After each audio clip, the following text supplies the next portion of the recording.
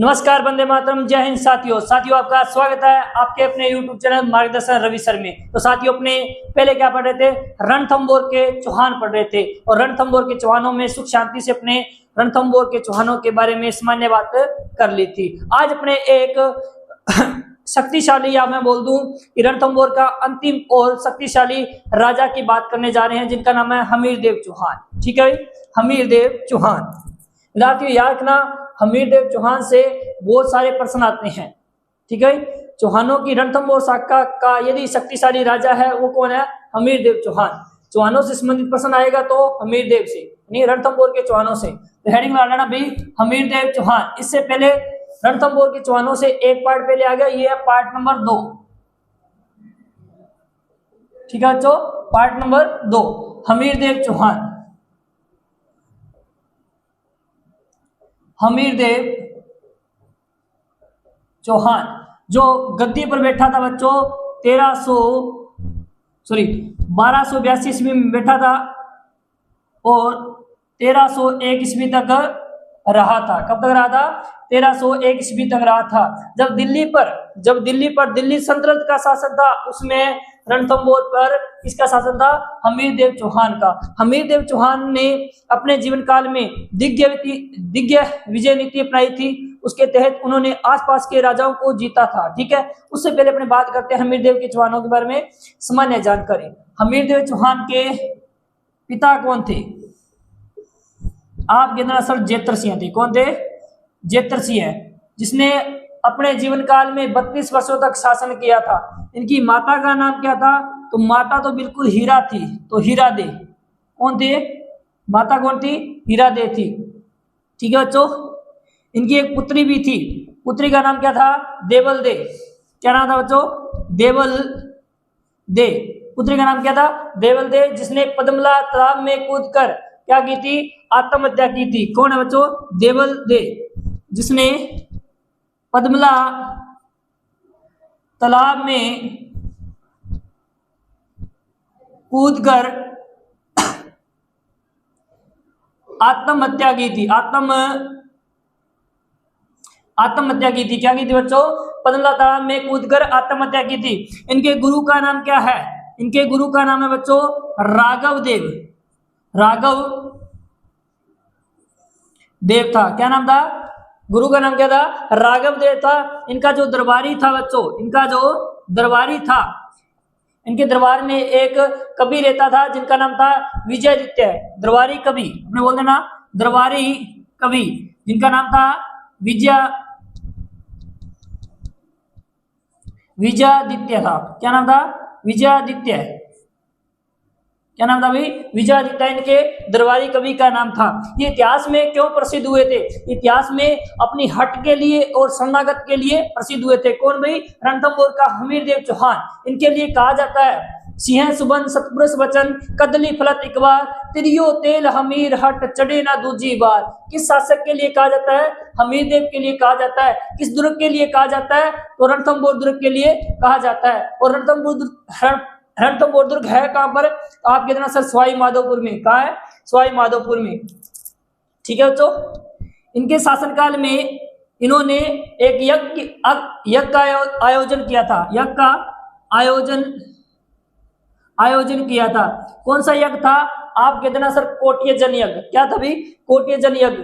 इस यज्ञ में क्या होता है बच्चों? बोलना नहीं होता है ना, मौन होता है।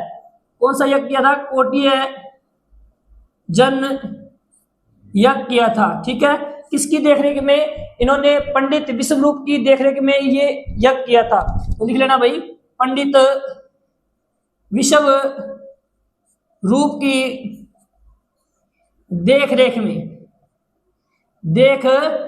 में ये यज्ञ किया था भाई। ठीक है विद्यार्थियों, अपने बात की हमीरदेव चौहान की, जिनके पिता का नाम था जेतर सिंह, माता का नाम था हीरा दे और पुत्री का नाम था देवल दे। ठीक है, आगे बात करते हैं इनकी पत्नी का। इनकी पत्नी का नाम क्या था? इनकी पत्नी का नाम था रंग देवी थी। क्या नाम था भाई? रंग देवी इनकी पत्नी का नाम था। बच्चों बात करते हैं इनके सेनापति। रखना, इनके सेनापति कौन थे? इनके सेनापति थे धर्मपाल व भीम सिंह। क्या नाम थे? धर्मपाल वह भीम सिंह है। धर्मपाल व भीम सिंह इनके क्या थे बच्चों? सेनापति थे। एक बार याद रखना बच्चों, विश्वासघाती सैनिकपति भी थे। कौन थे? विश्वासघाती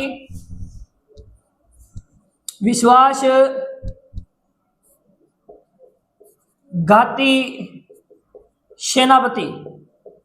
वो कितने थे? 2 थे। कौन थे? याद रखना बच्चों, कौन थे? रणमल व रतिपाल थे। कौन थे? रणमल व रतिपाल। रणमल व रतिपाल थे। इन दोनों को अलाउद्दीन खिलजी ने दुर्ग का लालच देकर अपनी ओर मिला लिया था। जो किसके सेनापति थे? हमीरदेव चौहान के थे। अंतिम समय में किसके साथ मिल गया? तो बता देना, अलाउद्दीन खिलजी के साथ मिल गए थे। इन दोनों की गद्दारी के कारण हमीरदेव चौहान वीरगति को प्राप्त हुआ था। भी एक बार स्क्रीनशॉट लेना।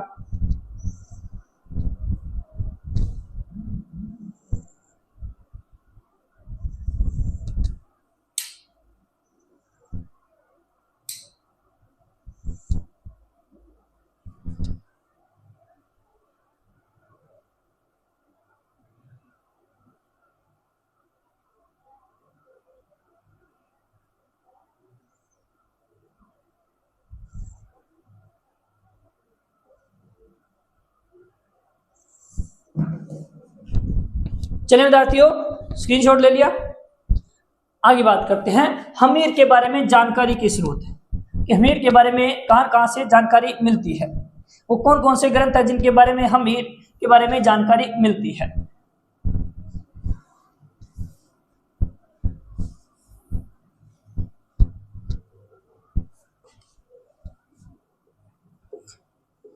जानकारी के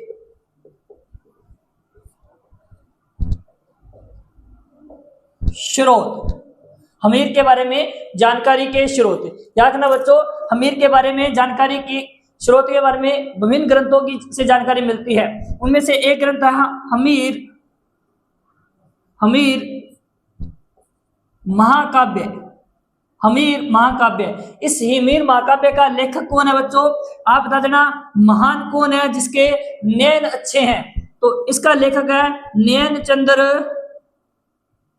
सूरी। क्या नाम है? नयन चंद्र सूरी। फिर देखना हमीर हट। दूसरा ग्रंथ कौन सा है? हमीर हट। तो आप देख लेना भी, हट किसने की थी? चंद्रशेखर ने की थी कि मैं अंग्रेजों के हाथ नहीं आऊंगा, और स्वयं की पिस्टल से वो उन्होंने आत्महत्या कर ली थी। ठीक है, हमीर हट किसने की थी? चंद्रशेखर ने। तो इसका लेखक कौन है? चंद्रशेखर। कौन है? चंद्रशेखर। ठीक है, तो फिर है हमीर रासो। और हमीर रासो का लेखक कौन है? आप कहते ना सर सारंगधर। कौन है भाई? सारंगधर है। इस सारंगधर ने कब लिखा था? ये लिखा था 13वीं शताब्दी में। कब लिखा? 13वीं शताब्दी में। सर इसके बारे में क्यों बताया, इनके बारे में नहीं बताया? बिल्कुल भाई, अब याकना बच्चों, हमीर रासो 2 ग्रंथ है।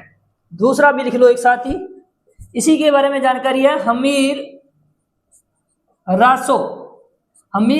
इस रासो का लेखक है वो है जोधराज। कौन है?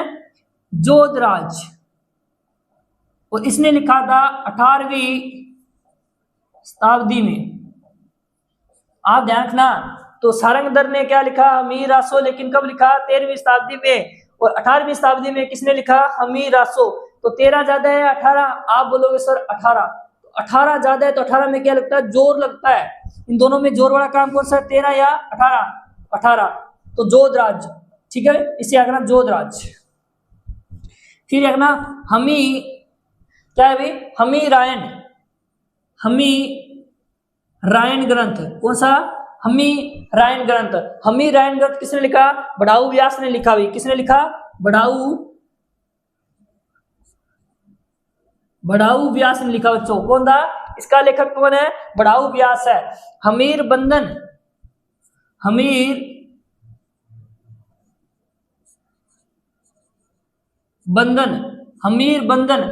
वैसे क्या होता है बच्चों?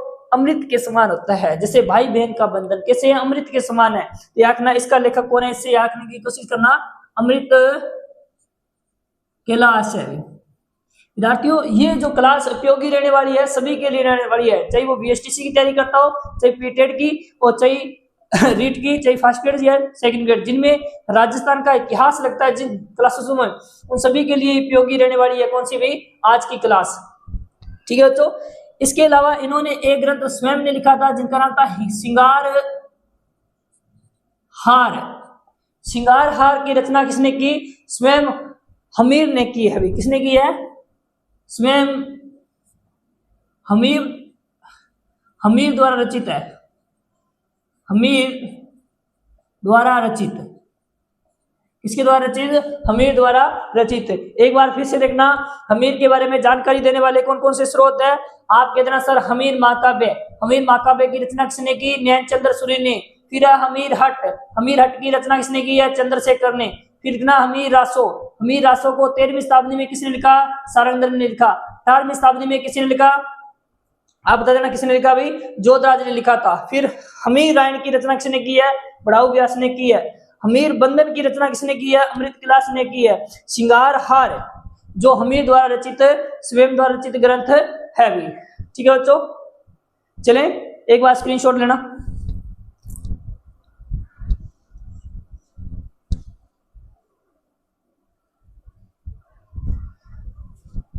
हाँ जी, ले लिया।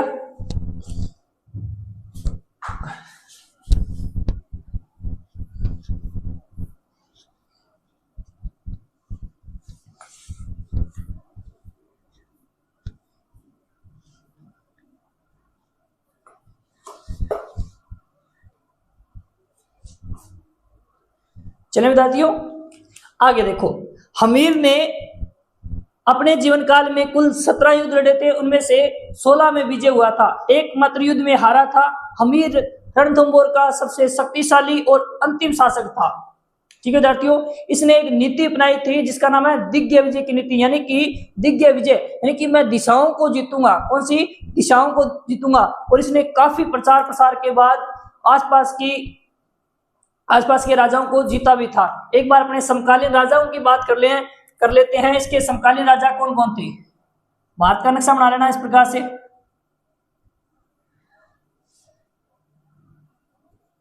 कोशिश करना भी मेरी तरह उल्टा पुल्टा बन जाए। ठीक है, यहां पड़ता है बच्चों रणथंभौर। क्या पड़ता है, रणथंभौर। और रणथंभौर का शासक कौन है बच्चों, आप कहते हैं सर हमीरदेव चौहान। कौन है, हमीरदेव चौहान है। यहां पड़ता है बच्चों मेवाड़। क्या पड़ता है, मेवाड़। और मेवाड़ का राजा कौन है, आप कह देना सर रावल रतन सिंह के पिता समर सिंह। कौन है, समर सिंह। ठीक है बच्चों। फिर यहां पड़ता है आबू। क्या पड़ता है, आबू। और आबू का जो शासक था वो कौन था बच्चों, आप कह देना सर प्रताप सिंह था। कौन था, प्रताप सिंह था। क्या कौन था, प्रताप सिंह था। फिर याद रखना बच्चों, यहां मालवा में एक नगरी पड़ती है जिसका नाम धारा नगरी। कौन सा भाई, धारा नगरी। मालवा में धारा नगरी का शासक था भोज परमार। कौन था, भोज परमार। यानी कि मालवा के शासक, धारा नगरी के शासक भोज परमार को इन्होंने पराजित किया था। फिर याद रखना बच्चों, यहां पड़ता थोड़ा सा इधर है वैसे तो यूपी के अंदर एक जगह भीमरस का शासक था अर्जुन। क्या था, अर्जुन। यहां पड़ता बच्चों दिल्ली। वैसे नीचे थोड़ा सा अपने यहां बना लेते हैं आईडी मार के। दिल्ली पर जब अलाउद्दीन खिलजी शासक बनता है, हमीरदेव चौहान शासक बनता है, तब तो शासक कौन था, जलालुद्दीन खिलजी था। क्योंकि अब खिलजी डायनेस्टी की क्या होगी, स्थापना होगी। अभी जलालुद्दीन खिलजी था। कौन था, जलालुद्दीन खिलजी, जो 1290 में शासक बनता है और 1296 ईस्वी तक रहता है। 1296 ईस्वी में जलालुद्दीन खिलजी का भतीजा था जिसका नाम था अलाउद्दीन खिलजी। अलाउद्दीन खिलजी ने जलालुद्दीन खिलजी की हत्या करके स्वयं राजा बन गया। तो बाद में डाकी अलाउद्दीन खिलजी शासक बना था, जो 1296 से लेकर 1316 ईस्वी तक रहता है। तो ये देख लेना भी ये क्या थे? समकालीन शासक थे। सीधा सा प्रश्न आएगा, जब रणथंभौर का शासक हमीरदेव चौहान था, उसमें मेवाड़ का शासक कौन था? समर सिंह था। कौन था? समर सिंह था। ठीक है। हमीरदेव चौहान के समकालीन आबू का शासक कौन था? प्रताप सिंह था। और हमीरदेव चौहान के समकालीन मालवा का शासक कौन था? भोज परमार था। हमीरदेव के समकालीन दिल्ली के सुल्तान शासक कौन थे? तो पहले कौन था? जलालुद्दीन खिलजी और बाद में अलाउद्दीन खिलजी। याद रखना बच्चों, इन्होंने कौन सी नीति अपनाई है? दिग्विजय विजय की नीति अपनाई है। मैंने बताया इन्होंने अपने जीवन काल में कुल 17 युद्ध लड़े हैं, जिनमें से कितने में विजय रहा था? 16 में विजय रहा था। तो ये आंकना भी, ये सभी समकालीन शासक है, मैंने लिखवा दिए। अब मैं सीधा 1 लाइनर लिखवा रहा हूं, आपको लिखने की कोशिश करना भी। एक बार स्क्रीनशॉट लेना।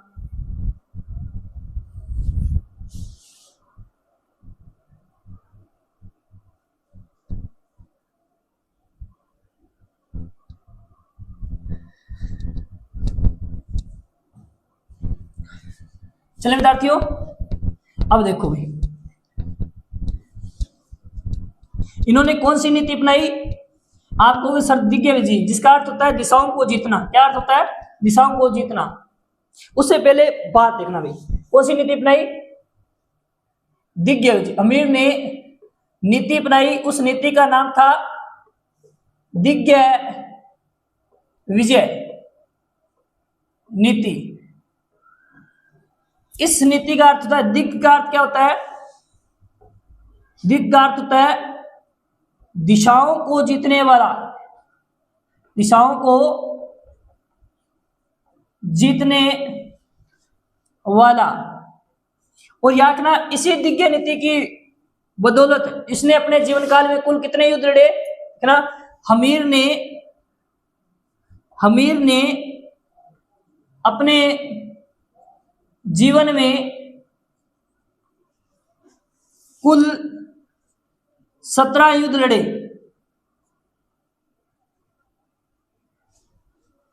जिसमें से 16 में विजय हुआ। इसका मतलब हारेगा कौन? हमीरदेव चौहान। लास्ट वाला युद्ध हारेगा। ठीक है। अपने बोल सकते हैं हमीरदेव चौहान रणथंभौर का सबसे प्रतापी व अंतिम शासक था। इसके बाद रणथंभौर के चौहानों की शाखा की ही स्थापना, शाखा की ही एंड हो जाती है बच्चों। क्या हो जाता है? एंड हो जाता है। कौन करता है? डाकी अलाउद्दीन खिलजी करता है। मैंने बताया था इस दिग्विजय नीति के तहत इन्होंने क्या किया था? क्या किया था? भीमरस पड़ता बच्चों उत्तर प्रदेश में। भीमरस के शासक अर्जुन को पराजित किया। अर्जुन को पराजित किया, या फिर अपने बोल सकते हैं हराया। किसको भाई? भीमरस के अर्जुन को। भीमरस का अर्जुन। ठीक है। भीमरस जगह पड़ती है यूपी के अंदर, और वहां का शासक था अर्जुन। अर्जुन को किसने हराया? हमीरदेव चौहान ने हराया। किस नीति के तहत? दिग्विजय विजय नीति के तहत। फिर देखना बच्चों, परमार शासक भोज परमार को हराया। परमार शासक भोज, अच्छा ये भोज कहां का शासक था? भोज परमार। ये था भाई मालवा का शासक। मालवा जो वर्तमान में मध्य प्रदेश कहलाता है, को हराया। ठीक है भाई। फिर आखना बच्चों, मेवाड़ के शासक समर सिंह को हराया। फिर आखना बच्चों, आबू के शासक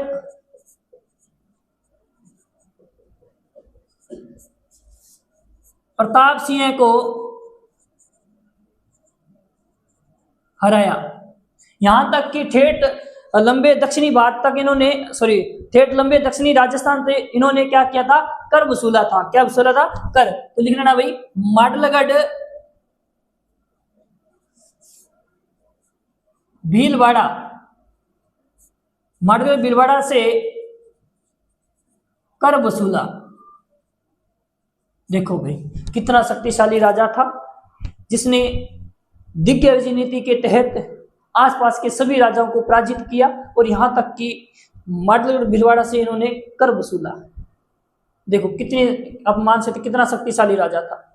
लेकिन याद रखना बच्चों, अब आप कहोगे सर यदि मेवाड़ का शासक समर सिंह को हरा दिया तो समर सिंह या फिर मेवाड़ पर अधिकार किसका हो गया, हमीरदेव चौहान का हो गया, है ना। नहीं, राजपूत राजा क्या करते थे, सिर्फ आक्रमण करते थे, बाद में अपना कोई कैंडिडेट वापस छोड़ देते थे।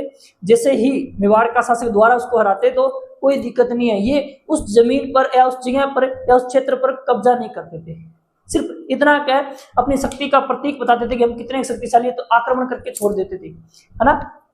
इसी प्रकार आपने सुना पृथ्वीराज चौहान तृतीय। पृथ्वीराज चौहान तृतीय ने चालुक्य शासक भीमदेव सेकंड को पराजित किया था नागौर के युद्ध में 1184 में, बाद में उसकी भूमि वापस उसे लौटा दी, ठीक है। तो ये सिर्फ शक्ति का प्रतीक दिखाने के लिए क्या करते थे, आक्रमण करते थे। हालांकि इनकी तुलना में दिल्ली के सुल्तान ऐसा नहीं करते थे।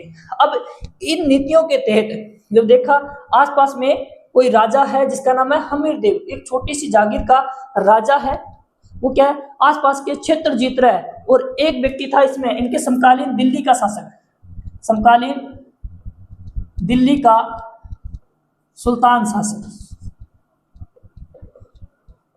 कौन था बच्चों,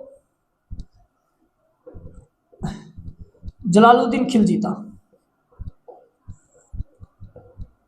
जलालुद्दीन खिलजी था।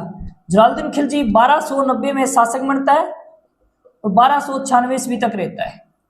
इस जलालुद्दीन खिलजी को पता चला कि ठीक मेरे नाक के नीचे एक छोटी सी जागीर है रणथंभौर, उसका शासक है हमीरदेव चौहान, वो धीरे धीरे आसपास के सभी क्षेत्रों को जीत रहा है, हो सकता है वो कभी दिल्ली पर भी आक्रमण कर दे, इससे अच्छा है कि अपने ही जाके उससे टक्कर ले ले। तो जलालुद्दीन खिलजी ने रणथंभौर पे 2 बार आक्रमण किया और दोनों बार ये इनका हार का सामना करना पड़ा।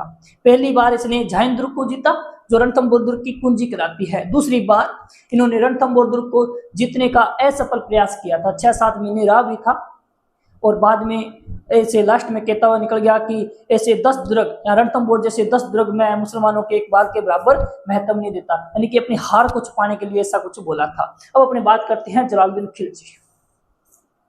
एक बार स्क्रीनशॉट ले लेना।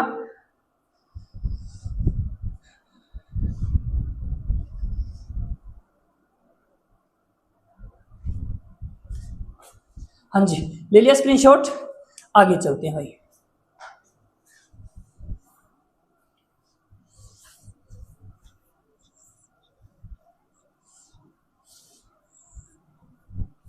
विद्यार्थियों याद रखना, मैं आपको किसी भी प्रकार से जीके में प्रॉब्लम नहीं आने दूंगा।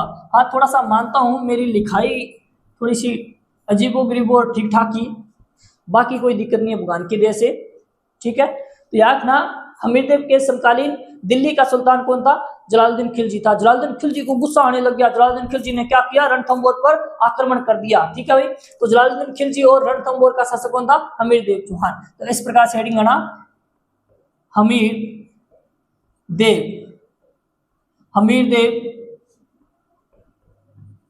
चौहान वर्सेस जलालुद्दीन खिलजी।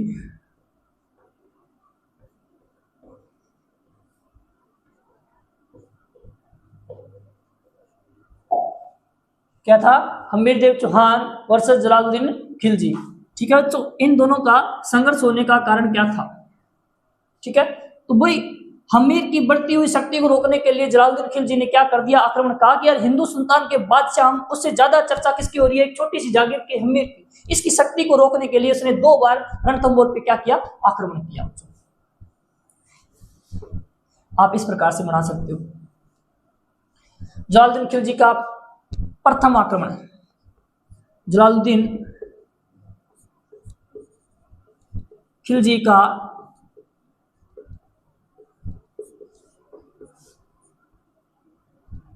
प्रथम आक्रमण, जलालुद्दीन खिलजी का प्रथम आक्रमण। बच्चों ये प्रथम आक्रमण कब हुआ था, ये अपना 1290 ईस्वी में हुआ। कब हुआ, 1290 में। और दूसरा जो आक्रमण हुआ वो 1291-92 में हुआ था, जब इन्होंने रणथंभौर पे आक्रमण किया था। उसमें हमीरदेव चौहान एक यज्ञ कर रहा था जिसका नाम था कोटिय जन यज्ञ। उस कोटिय जन यज्ञ में कुछ बोला नहीं जाता, हमीरदेव चौहान ने क्या किया, कुछ नहीं बोला, अपने सैनिकों को भेज दिया और सैनिक किसी प्रकार से पराजित हो जाते हैं। इन्होंने रणथंभौर दुर्ग पर अधिकार कर लिया। जलालुद्दीन खिलजी ने क्या किया, विद्यार्थी यहाँ झाइन दुर्ग पर अधिकार कर लिया। पहले आक्रमण किसमें, 1290 में झाइन दुर्ग पर अधिकार कर लिया। सर जाहिंद दुर्ग क्या है? जाहिंद बच्चों अभी बताता हूं, 1 मिनट को। ये जाहिंद दुर्ग है, ये रणथंबोर दुर्ग की कुंजी कहलाता है। कुंजी, दुर्ग की कुंजी कहते हैं इसे। क्या कहते हैं? रणथंबोर दुर्ग की कुंजी कहते हैं बच्चों। क्या कहते हैं? रणथंबोर दुर्ग की कुंजी कहते हैं। एक बार मैं तो बताना चाहूंगा आपको कि ये कोई दुर्ग है, ये कोई दुर्ग है जिसका नाम है रणथंबोर दुर्ग।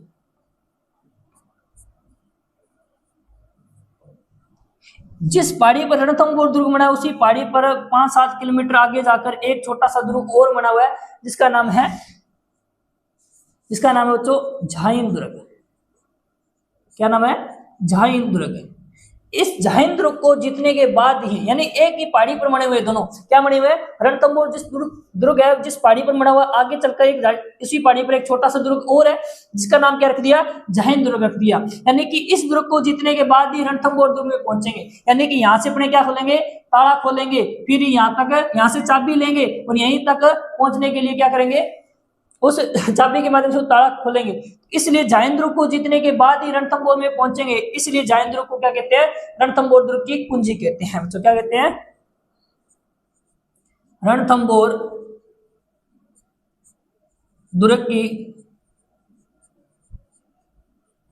कुंजी कहते हैं बच्चों। क्या कहते हैं? रणथंबोर दुर्ग की कुंजी कहते हैं। यहां रणथंबोर में स्वयं कौन बैठा हुआ था? हमीरदेव चौहान बैठा हुआ था। हमीरदेव चौहान बैठा हुआ था। तो यहां पर हमीरदेव चौहान ने अपना एक सैनिक बिठा रखा था जिसका नाम था जाहिंद दुर्ग में गुरदास सैनी। कौन था? गुरदास सैनी था। क्या नाम था बच्चों? गुरदास सैनी था। जलालुद्दीन खिलजी ने क्या किया? इस जाहिंद दुर्ग पर अधिकार कर लिया और गुरदास सैनी को क्या कर दिया बच्चों? मार दिया। और बाद में क्या किया? रणथंबोर दुर्ग पर घेराबंदी कर ली। ठीक है बच्चों, घेराबंदी करने से पहले, ठीक है, घेराबंदी कर ली। घेराबंदी करने के बाद में इन्होंने, अब ये घेराबंदी कब की? 1291-92 में। तो देखो मैं बताता हूं आपको, जलालुद्दीन खिलजी ने रणथंबोर पर आक्रमण किया दूसरी बार 1191-92 में। ठीक है धरती, उससे पहले याद रखना। यहाँ जाहिंद दुर्ग को जीतने के बाद जलालुद्दीन खिलजी स्वयं वापिस दिल्ली जाता है और यहाँ पर अपने सैनिक छोड़ जाता है। इधर हमीरदेव चौहान कोटियजन यज्ञ से फ्री होकर, जब उसे पता चलता है कि जाहिंद दुर्ग पर अधिकार किसने कर लिया? जलालुद्दीन खिलजी ने कर लिया, तो अपने सैनिकों को भेजकर जलालुद्दीन खिलजी के सैनिकों से इस दुर्ग को मुक्त करवा देता है। इस बात की सूचना जाती है किसके पास? जलालुद्दीन खिलजी ने कहा यार अभी तो जीत के आए हैं, जस्ट अभी तो अपने जीत के आए हैं और अभी पुनः अधिकार किसने कर लिया? हमीरदेव चौहान ने। तो उसने क्या किया? दोबारा से आक्रमण कर दिया। एक बार स्क्रीनशॉट लेना।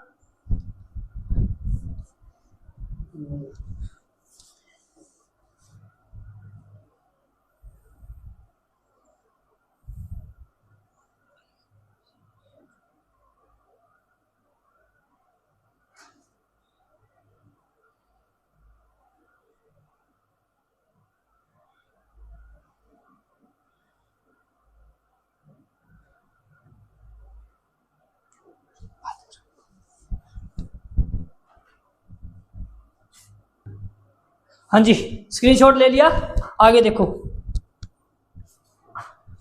चले अब दोबारा से क्या आता है? जलालुद्दीन खिलजी आता है कि यार अभी तो जीत गया, अभी भी दोबारा आक्रमण, कमाल है यार, दोबारा उसने कर लिया। ये आता है दोबारा वापिस रणथंबोर पर आक्रमण कर देता है। अब रणथंबोर की बात करते हैं, इसको छोड़ देते हैं एक बार, ये प्रथम बयान था, रिपीट करने की मेरे हिसाब से जरूरत नहीं है, आराम से चलाऊं मैं।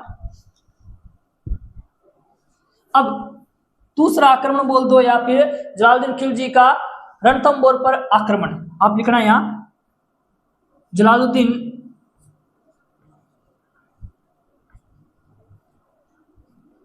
खिलजी का रणथंबोर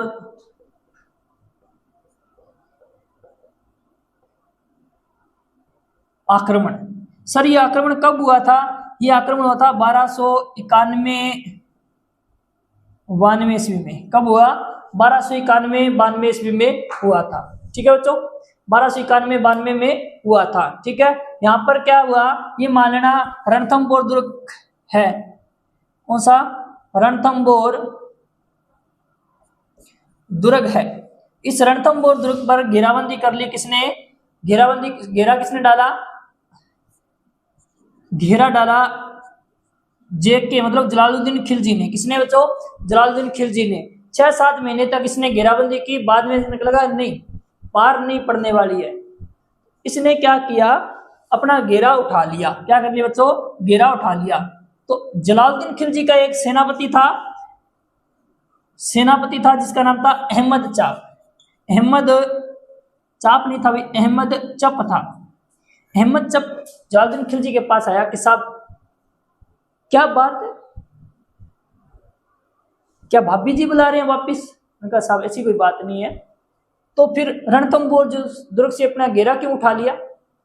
यार इस दुर्ग में कुछ नहीं पड़ा है, ऐसे 10 दुर्ग में मुसलमानों के एक बाल के बराबर महत्व नहीं देता। यानी कि अहमद चाप को इन्होंने समझाया कि अपने को यहाँ से अब चलना चाहिए। क्या करना? रणथंभौर दुर्ग के लिए जलालुद्दीन खिलजी ने क्या कहा कि मैं ऐसे 10 दुर्गों को मुसलमान के एक बाल के बराबर महत्व नहीं देता। ये क्यों कहा था? अपनी हार को छुपाने के चौंचले थे भाई, सीधी सी बात है। ठीक है, लिखे आगे,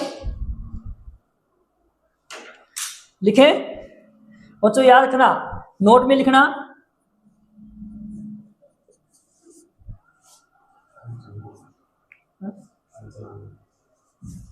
ठीक है बच्चों, इन्होंने क्या कहा, आखिर में जलालुद्दीन खिलजी ने रणथंभौर से घेरा उठा लिया। ठीक है भाई, लिखना भाई, आखिर में जलालुद्दीन खिलजी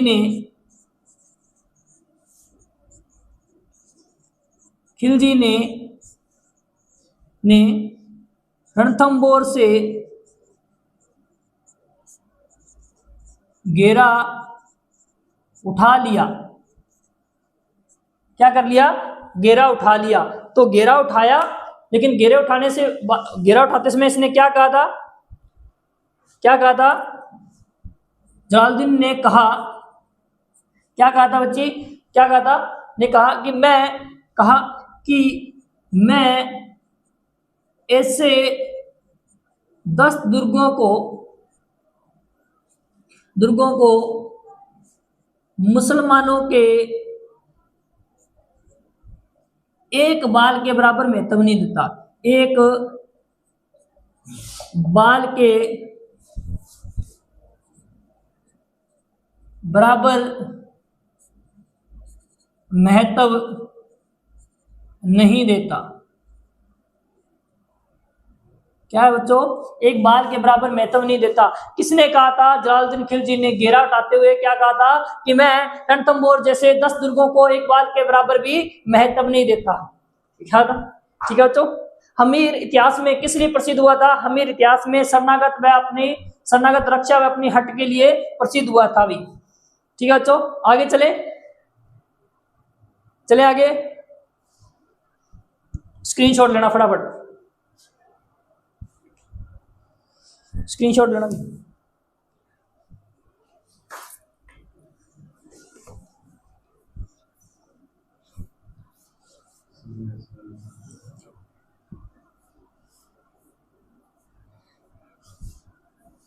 अब जैसे ही ये दिल्ली पहुंचा, तो दिल्ली पहुंचने के तहत ही इसका भतीजा था अलाउद्दीन खिलजी। अलाउद्दीन खिलजी ने कहा, चाचा जी कहाँ गए हुए थे? उनका भतीजे जी रणथंभौर के। क्या मरना क्या था यार, थक गए, हार के वापिस आ गए। अच्छा, क्या कहा था कि मैं तो ऐसे के वापिस आ गया कि रणथंभौर जैसे 10 दुर्गों को मुसलमानों के एक बाप के बराबर भी महत्व नहीं देता। अच्छा, फुकरीगिरी। अलाउद्दीन खिलजी ने क्या किया? अपने चाचा जलालुद्दीन खिलजी की हत्या कर दी और नया शासक कौन बन गया? अब दिल्ली का। अब दिल्ली में देखना बच्चों, दिल्ली में कौन आ गया? दिल्ली में आ गया अलाउद्दीन, एक के मतलब अलाउद्दीन खिलजी। ये 1296 ईस्वी में शासक बनता और 1316 ईस्वी में तक रहता है। इसकी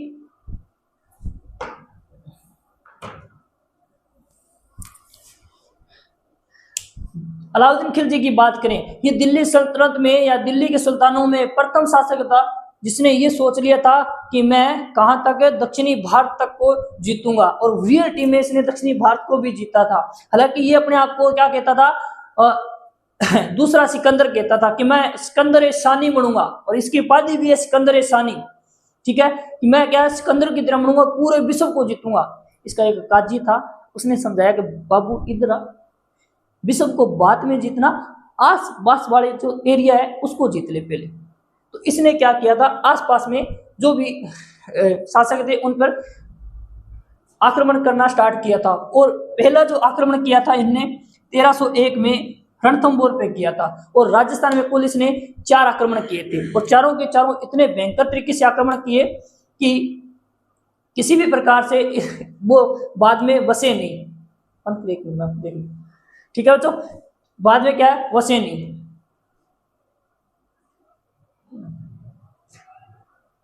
अंकल से बात कर लो, ठीक है भाई, किसी भी प्रकार से बसे नहीं। अब अपने बात करते हैं हमीरदेव चौहान वर्सेस अलाउद्दीन खिलजी। हमीरदेव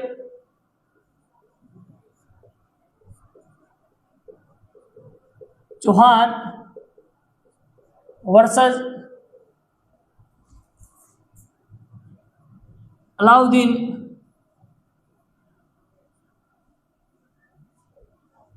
खिलजी। कौन थे, अलाउद्दीन खिलजी थे। बच्चों इन दोनों के मध्य संघर्ष का कारण क्या था? संघर्ष का कारण, पहली बात तो अलाउद्दीन खिलजी ने यह सोच लिया था कि मैं पूरे विश्व पर अधिकार करूंगा, यानी कि पहली जो नीति है तो उसके लिए इसकी जो पहली नीति थी वो थी साम्राज्य विस्तार की नीति, यानी कि मैं साम्राज्य को और आगे बढ़ाऊंगा। तो पहली तो एक कारण तो था अलाउद्दीन खिलजी की, एक ही मतलब अलाउद्दीन खिलजी की साम्राज्य विस्तार नीति। अलाउद्दीन खिलजी की साम्राज्य विस्तार नीति, अंकुल जी को ठीक है, अलाउद्दीन खिलजी की साम्राज्य विस्तार नीति। दूसरी, उसमें हमीर एक छोटी सी जागीर का राजा था और ये अपनी शक्ति का प्रचार कर रहा था, तो इसकी शक्ति को भी रोकना पड़ेगा। यदि वो शक्ति का प्रचार करेगा तो ये कैसे बनेगा विश्व गुरु, या फिर पूरे मतलब अपने आप को सिकंदर कैसे गए, पूरी मतलब पूरी दुनिया पर कैसे राज करेगा, तो हमीर की बढ़ती हुई शक्ति को रोकना।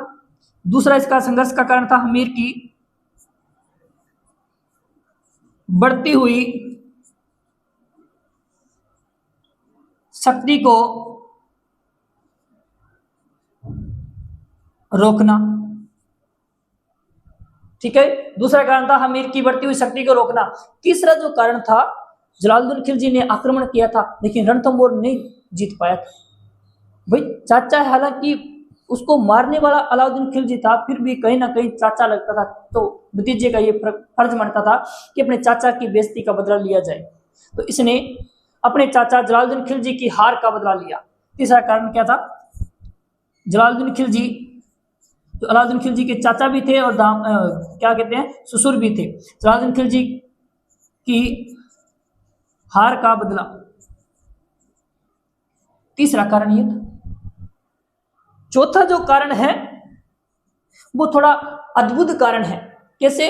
अलाउद्दीन खिलजी का एक सैनिक था जिसका नाम था मोहम्मद शाह, और मोहम्मद शाह का प्रेम था चिमना के साथ, और चिमना कौन थी? अलाउद्दीन खिलजी की पत्नी थी। ठीक है बच्चों, तो याद रखना। जब अलाउद्दीन खिलजी को इस बात का पता चल गया कि मोहम्मद शाह मेरे पीछे से कुछ ना कुछ पंगे ले रहा है, तो मोहम्मद शाह यहां से भागकर कहां चला गया? रणथंभौर चला गया भाई। ठीक है, तो याद रखना भाई। चौथा जो कारण था हमीर द्वारा मोहम्मद शाह वह मोहम्मद शाह का भाई था जिसका नाम था केबरू को शरण देना। क्या नाम था? को शरण देना। क्या कारण था? देखो ये बाकर किसके पास गए, रणथंभौर के शासक हमीरदेव चौहान के पास गए। हमीरदेव चौहान ने मोहम्मद शाह को क्या दी, शरण दी थी। मैंने कहा था हमीरदेव चौहान इतिहास में दो चीजों के लिए प्रसिद्ध हुआ था, अपनी हट के लिए और किसी की रक्षा करने के, शरणागत के लिए प्रसिद्ध हुआ था। ठीक है, और वैसे भी राजपूत, राजस्थान के राजपूत राजा मरते मर जाएंगे लेकिन जो शरण में आए हैं उनकी रक्षा जरूर करते थे भी। ठीक है, अपनी बलि का अपने प्राणों की आहुति देकर भी क्या करते थे, ये रक्षा करते थे। तो मोहम्मद शाह कौन था, ये था अलाउद्दीन खिलजी चिमना बेगम का, इसके साथ क्या था इसके साथ था अलाउद्दीन खिलजी की बेगम चिमना का प्रेम। क्या नाम था, चिमना का प्रेम किसके साथ था, अलाउद्दीन खिलजी की बेगम चिमना के साथ प्रेम किसका था, मोहम्मद शाह का प्रेम था। पांचवा जो कारण है मैं दो ग्रंथों के अनुसार बताऊंगा। वो अंदा हमीर हट, जो किसने लिखा था, हमीर हट नहीं, हमीर हट, ये हमीर हट जो किसने लिखा था, चंद्रशेखर ने लिखा था। किसने लिखा था, हमीर हट। ओरिजिनल में गाना हमीर महाकाव्य, और बाद में है नैन्सी री ख्यात। हमीर महाकाव्य और हमीर हट व नैन्सी री ख्यात में कारण क्या बताया, ये कहता है कि जब अलाउद्दीन खिलजी को पता चला कि चिमना और मोहम्मद शाह के मध्य क्या है, प्रेम है। ठीक है, तो ये भागकर कहां चले गए, तो जब भागकर कहां चले गए थे, तो आप जाना सर भागकर हमीर के पास चले गए,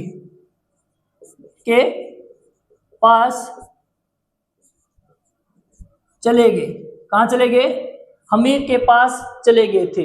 ठीक है, तो नैन्सी री ख्यात, हमीर हट कुछ अलग ही बताता है, लेकिन ये नैन्सी कहता है कि नहीं, नैन्सी कहता है कि चिमना और मोहम्मद शाह के मध्य प्रेम संबंध था। इस प्रेम संबंध का पता अलाउद्दीन खिलजी को चला। अलाउद्दीन खिलजी ने दोनों को पास में बुलाया, चिमना को पूछा, चिमना बोल मेरे प्यार में क्या कमी रहेगी, तू जो मोहम्मद शाह के साथ इलू इलू कर रही है। चिमना ने कहा कि इंदिरा पहले तो तू ये बता तेरी कुल पत्नियां कितनी है। इतिहास में इसके लगभग 500 बेगमें थी और सबसे ज्यादा थी विधवा, जो भी विधवा, यहां तक इसने अपनी माँ को नहीं छोड़ा यार, एक माँ ही है।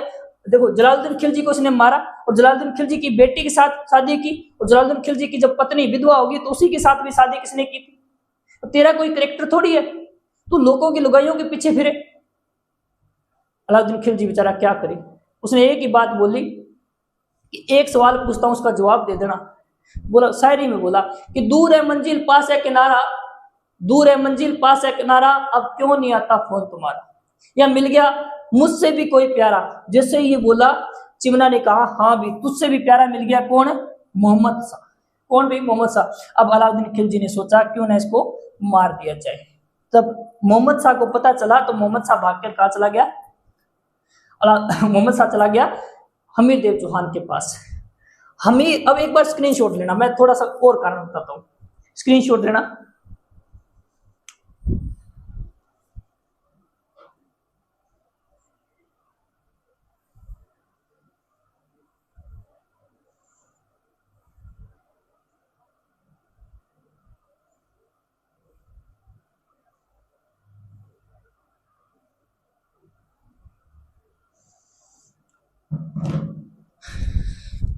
प्यारे साथियों स्क्रीनशॉट ले लिया।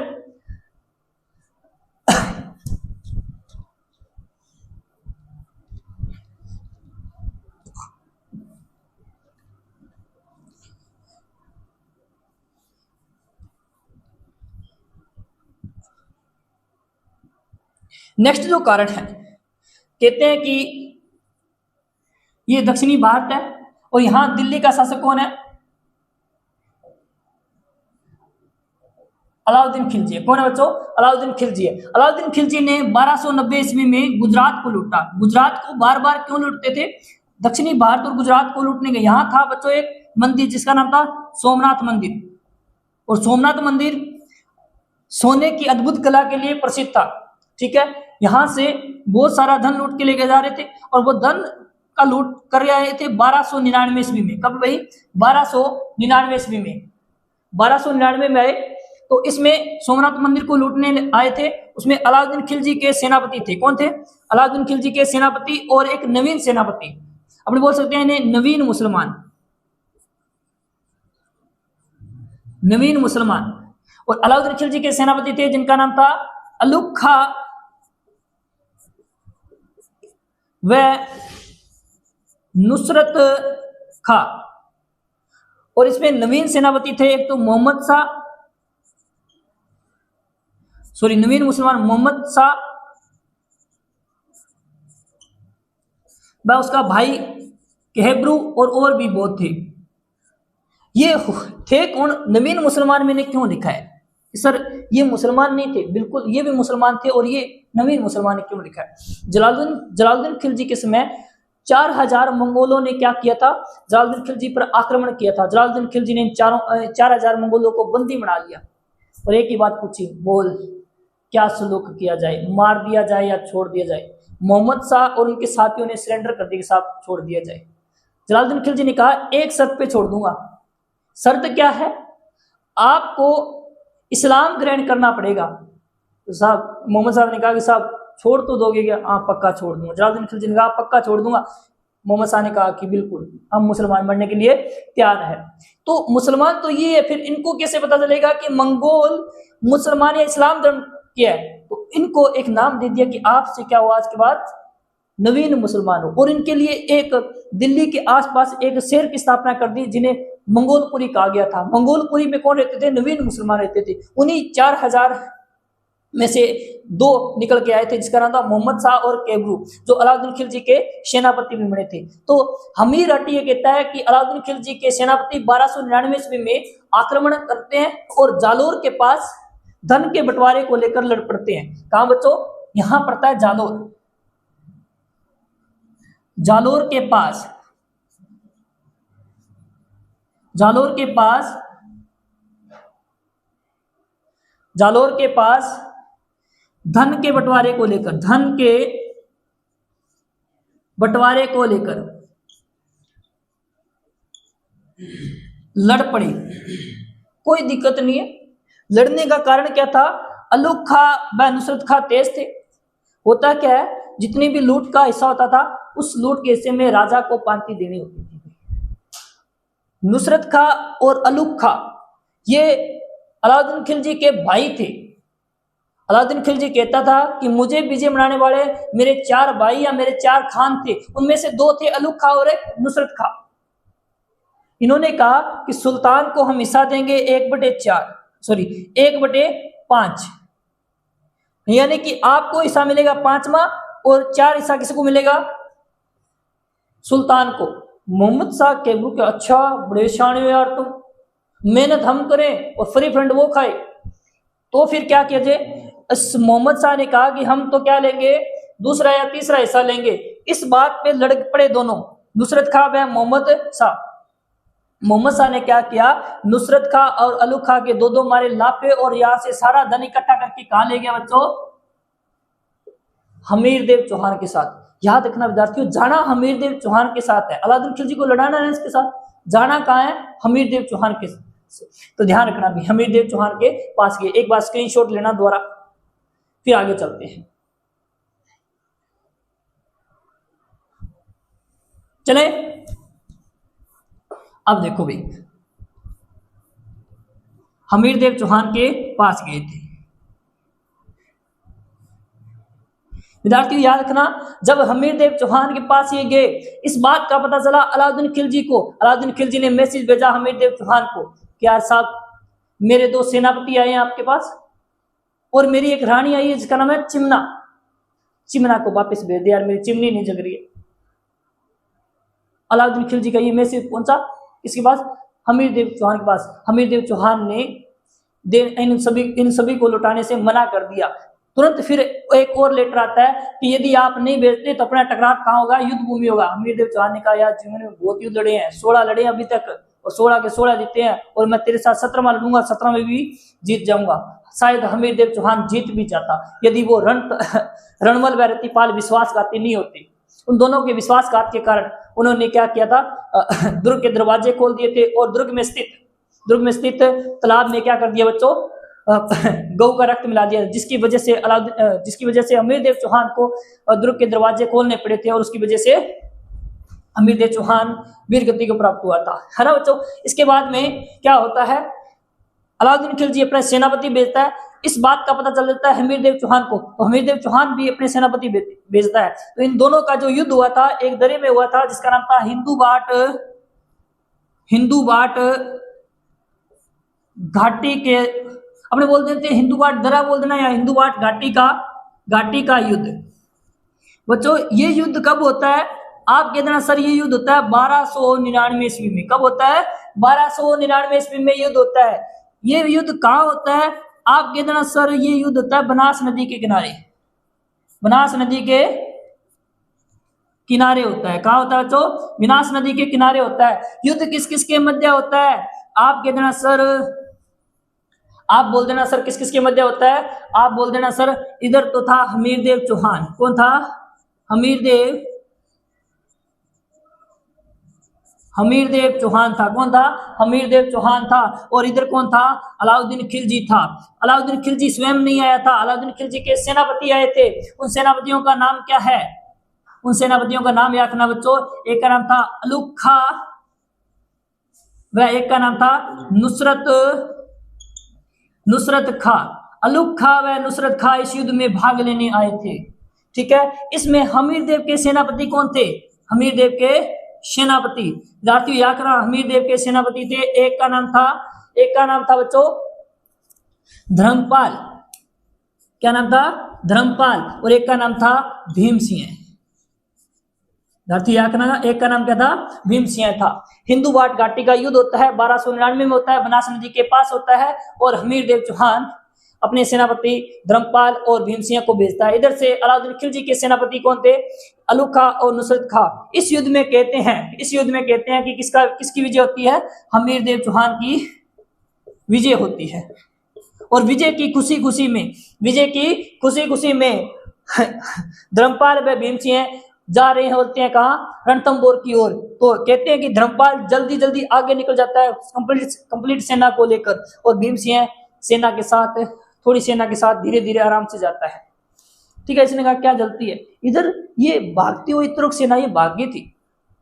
इन्होंने सोचा रास्ते में कि यार उस डाकी अलाउद्दीन खिलजी को अपने जवाब क्या देंगे कि हार के आगे वो तो मार देगा, इससे अच्छा है युद्ध भूमि में लड़ते हुए मारा जाए।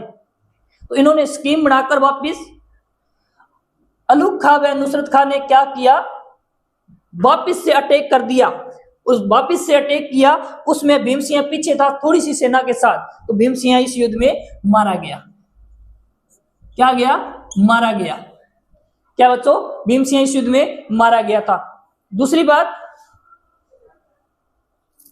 भीम सिंह इस युद्ध में मारा गया, ठीक है बच्चों, भीम सिंह इस युद्ध में मारा गया था। दूसरी बात, भीम सिंह मारा गया, धर्म सिंह कहां पहुंचा, हमीर के पास पहुंचा। हमीर को बताया कि राजा साहब बधाई हो, क्या हुए, अपने विजय हुए हैं। हमीर ने कहा भाई खुशी की बात है, भीम जी नहीं दिख रहे, भीम जी तो नहीं रहे। धर्म सिंह ने कहा भीम जी तो नहीं रहे, भीम जी तो चालते रहे। अच्छा तू कहाँ था भाई, मैं साथ में था, मैं आगे आ रहा था, पीछे उन्होंने दोबारा हमला कर दिया। अच्छा तो इसका मतलब गलती तेरी है कि तू उसको साथ में नहीं लेके आया। तो धर्मपाल को हमीर ने क्या करवा दिया, अंधा करवा दिया बच्चों, क्या करवा दिया, अंधा करवा दिया। और एक भोज नाम का व्यक्ति था, उसे एक नया अपना सेनापति बना लिया। इधर हमीर ने अंधा किसको करवा दिया, धर्मपाल को जैसे अंधा करवाया तो धर्मपाल की नीति हमीर के प्रति थोड़ी बदल गई। तो उसने क्या किया, इसको बाद में क्या जनता से कर लेने के लिए नियुक्त किया गया था, कोषाध्यक्ष नियुक्त किया था। इसने जनता पर बहुत सारे कर लगाए, जिससे अब जनता पर कर किसने लगाए, धर्मपाल ने लगाए। तो इस बात को पता ही नहीं है, हमीरदेव चौहान को पता ही नहीं है कि जनता पर बहुत प्रकार के टैक्स लगाए जा रहे हैं, ठीक है। तो क्या बहुत प्रकार के टैक्स लगाए थे, जनता में छवि किसकी खराब होगी, हमीरदेव चौहान की होगी। इधर से नया सैनिक बनाया था भोज, वो आक्रमण को संभाल नहीं पाया, क्या तो आक्रमण को संभाल नहीं पाया था, बार बार से दिल्ली पर आक्रमण हो रहे थे। ठीक है बच्चों, दिल्ली पर आक्रमण हो रहे थे। याकना हिंदुवाट घाटी के अंदर कौन मारा गया? भीमसिंह मारा गया बच्चों। कौन मारा गया? भीमसिंह मारा गया था बच्चों। कौन मारा गया? भीमसिंह मारा गया। दूसरी बात बच्चों, उन्होंने पीछे से आक्रमण कर दिया और आक्रमण करने के बाद रणथंभौर दुर्ग की कुंजी कहने वाली झाइन दुर्ग पर क्या कर लिया? उन्होंने घेरा डालकर उसे भी विजय कर लिया। विजय करने के बाद में इन्होंने क्या किया बच्चों? रणथंभौर दुर्ग पर घेराबंदी कर ली थी। अब थोड़ा सा देखना भी, किस पर घेराबंदी कर ली? रणथंभौर दुर्ग पर घेराबंदी कर ली थी। एक बार स्क्रीनशॉट लेना भाई।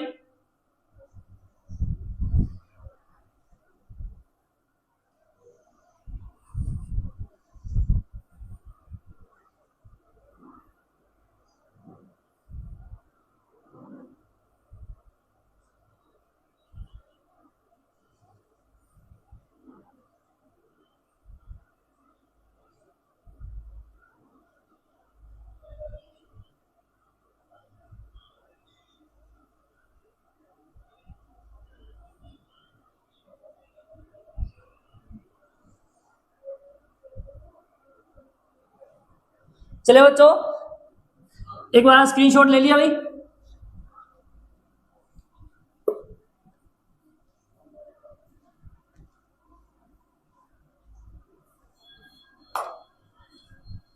आगे देखना, रणथंभौर दुर्ग है, रणथंभौर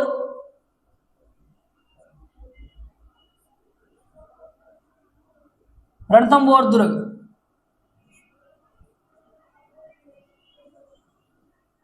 रणथंभौर दुर्ग बच्चों याद रखना। रणथंभौर दुर्ग पर घेराबंदी किसने की है?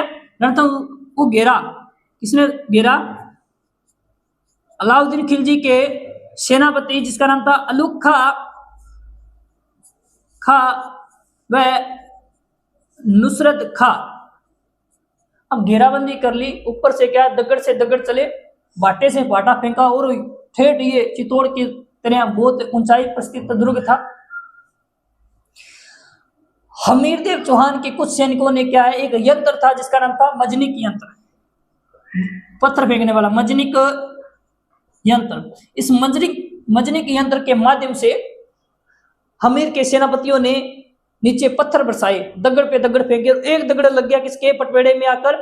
नुसरत खां के पटवेड़े में आकर लग गया। नुसरत खां के पटवेड़े में जैसे ही लगा, नुसरत खां भगवान को प्यारा हो गया। क्या हो गया बच्चों? भगवान को प्यारा हो गया। अब जब नुसरत खां नूर नहीं रहा, किसमें? रण में नूर रहा, रण में नूर नहीं रहा। याद रखना बच्चों, अलाउद्दीन खिलजी का कौन सा सेनापति था जो रणथंभौर अभियान में मारा गया? आपने कहना कि रण में नूर नहीं रहा, नुसरत खां मारा गया। जब इस बात का पता चला अलुग खां को, अलाउद्दीन इसने जोर से आवाज मारी सैनिकों को, अरे किसकी चिमना, किसका लेना देना, अपने क्यों मारा जा रहे हैं, उस डाकी को बुलाओ। तो अलुग खां ने क्या अपने सैनिकों के माध्यम से किसको बुलाया? अलाउद्दीन खिलजी को बुलाया। किसको बुलाया बच्चों? अलाउद्दीन खिलजी को बुलाया। तो अलाउद्दीन खिलजी क्या रणथंभौर अभियान में स्वयं आया और उसके साथ एक इतिहासकार आया था जिसका नाम था अमीर खुसरो। अमीर खुसरो भी उसके साथ आया था। ठीक है बच्चों, एक बार देख लेना। स्वयं अलाउद्दीन खिलजी रणथंभौर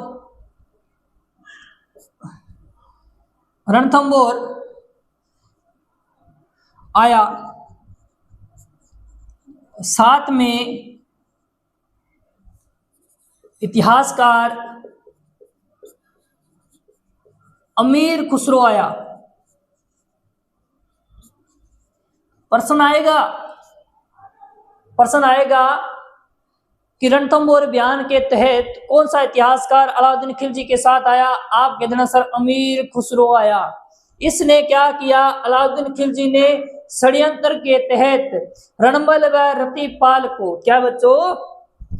इसमें षड्यंत्र, क्या बच्चों?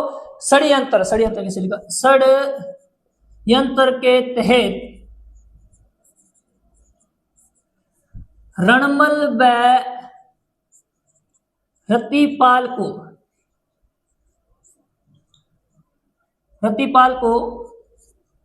लालच देकर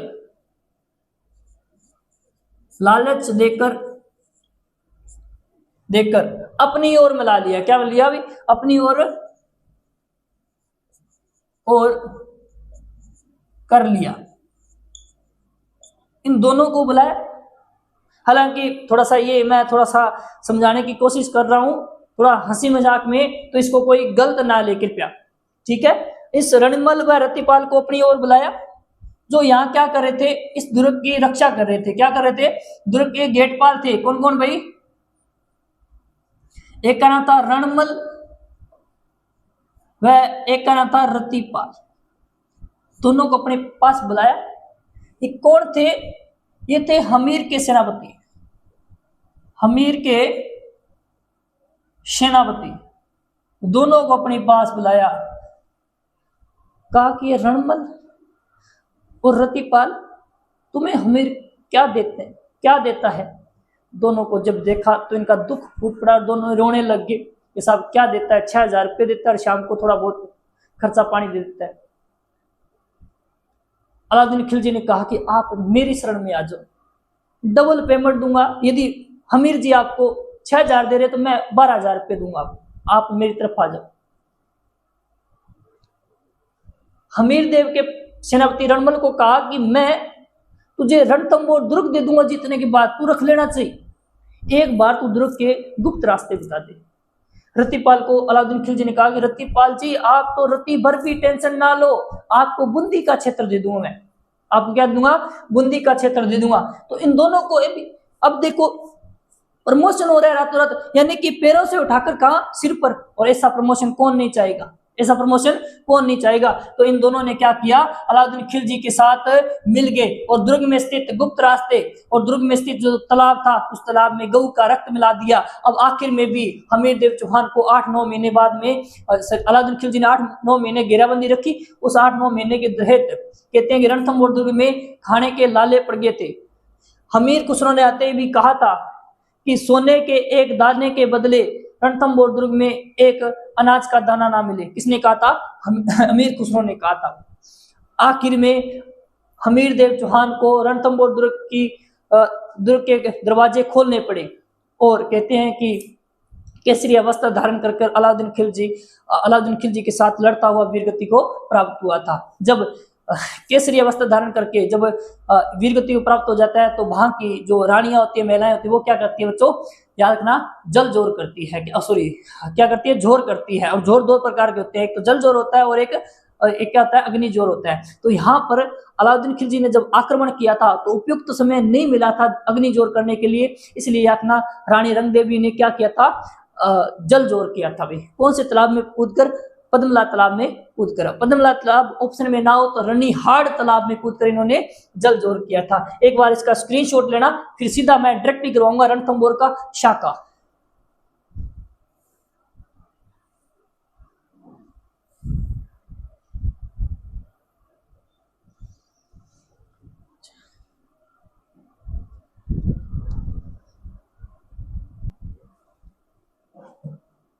हाँ जी, ले लिया स्क्रीनशॉट। थोड़ा सा यदि दिखाई ना दे तो क्वालिटी 360 पे देखा करो, ठीक है? कुछ नहीं होता, लाइब्रेरी में बैठते हो आप, मेरे को बताया 360 पे देखा करो आराम से मजे से, ठीक है? समझ में ना आए फिर बता देना भी कि सर आपका समझाया हुआ समझ में नहीं आया। इतिहास में मुझे कोई दिक्कत नहीं है। अभी जो बच्चे मेरे से ऑफलाइन पढ़ते हैं वो मेरे को अच्छी तरह से जानते हैं। अब मैं सीधा करवा रहा हूँ, घूम ना करके सीधा करवा रहा हूँ रणथंभौर का शाखा। क्या करवा रहा हूँ बच्चों? रणथंभौर का शाखा। कब होता है बच्चों? ये होता है 11 जुलाई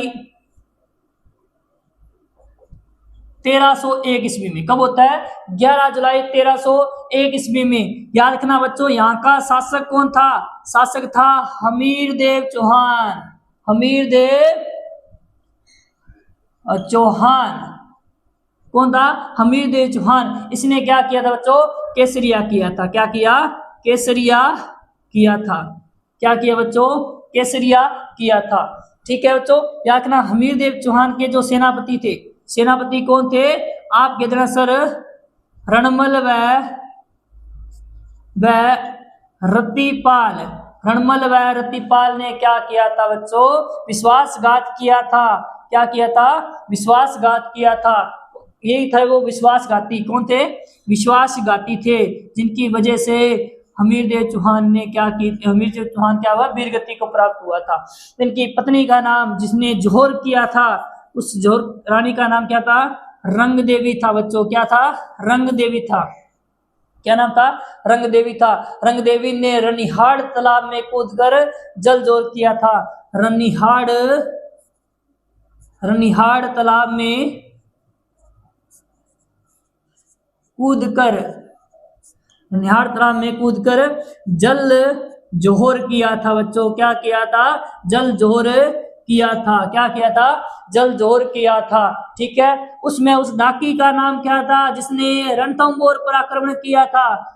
उस आक्रमणकारी उस डाकी का नाम क्या था? उसका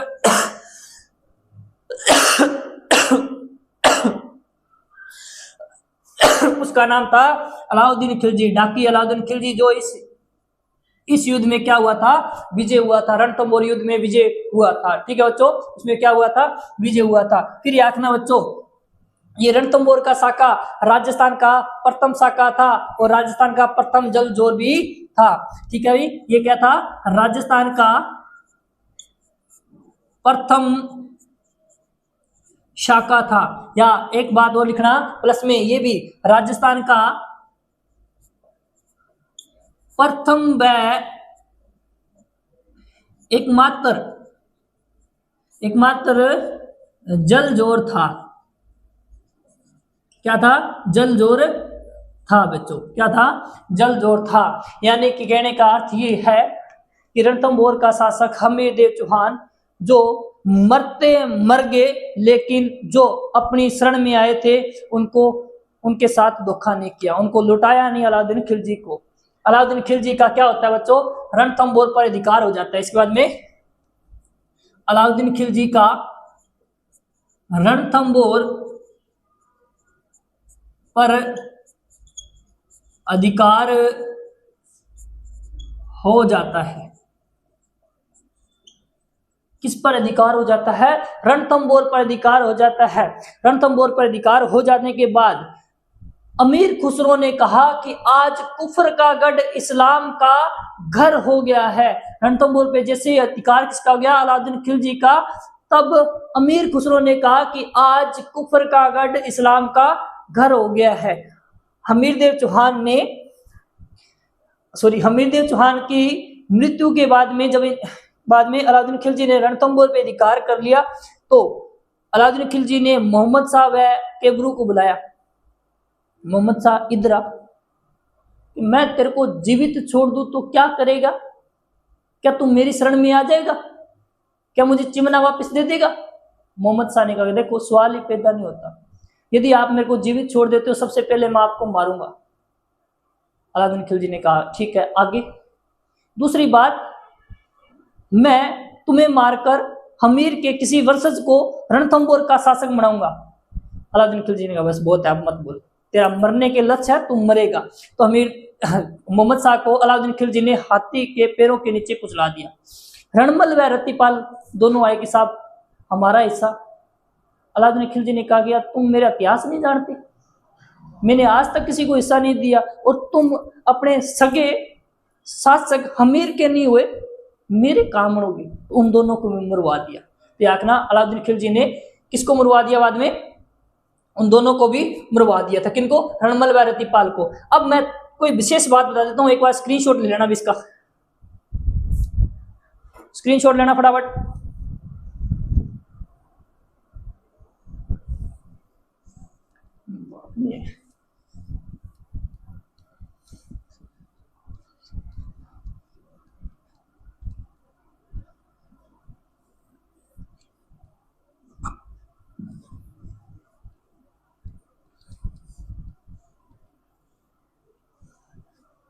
अब देखो, अमीर खुसरो ने रणथंभौर विजय के बाद में कुछ कहा था। अमीर खुसरो ने कहा, किसके लिए भी? रणथंभौर के लिए कहा था। किसके लिए? रणथंभौर दुर्ग के लिए कहा था। आज कुफर का गढ़ इस्लाम का घर हो गया। आज कुफर का आज कुफर का, अच्छा कुफर से, कुफर का गढ़ इस्लाम का घर हो गया। किसका घर हो गया? कि आज कुफर का गढ़ इस्लाम का घर हो गया। ये बात किसने की? अमीर खुसरो। कुफर, कुफर होता है मेरा धर्म विरोधी, है नहीं? तो इस्लाम, यार अलाउद्दीन खिलजी कैसा था? अलाउद्दीन खिलजी एक मुस्लिम शासक था और हमीरदेव चौहान क्या था? हिंदू शासक था। कुफर का गढ़ यानी कि जो धर्म विरोधी हो, धर्म विरोधी का गढ़ क्या है? इस्लाम का घर हो गया। यानी हिंदू व्यक्ति का जो गढ़ था वो क्या? इस्लाम का घर हो गया, क्योंकि इस पर अधिकार किसका हो गया? अलाउद्दीन खिलजी का हो गया। ठीक है बच्चों।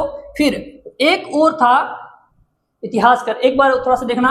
अलाउद्दीन खिलजी ने रणथंबोर जीतने के बाद, अलाउद्दीन खिलजी ने रणथंबोर जीतने के बाद यहां का प्रशासक